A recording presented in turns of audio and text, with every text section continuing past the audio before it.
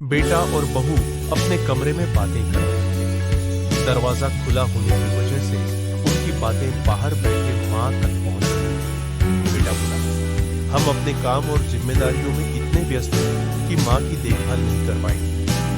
क्यों न उन्हें वृद्धाश्रम में दाखिल करा दें, वहां उनकी अच्छी देखभाल हो जाएगी और हम समय समय पर उनसे मिलने भी जा सकते हैं। यह सुनकर मां का दिल टूट गया।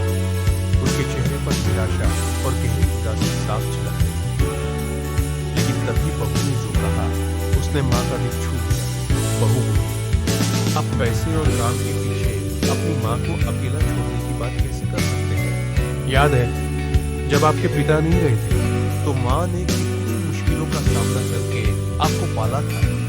उन्होंने कभी आपको दूसरों के सहारे नहीं छोड़ा और आज आप उन्हें घर से दूर भेजने की बात कर रहे हैं। मां यहीं रहेंगी हमारे साथ।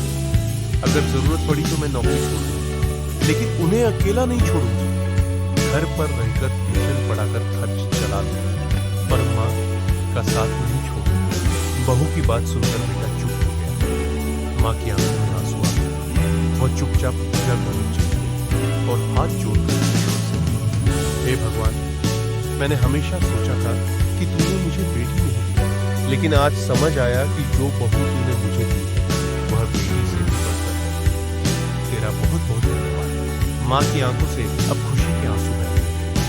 बहू ने यह साबित कर दिया था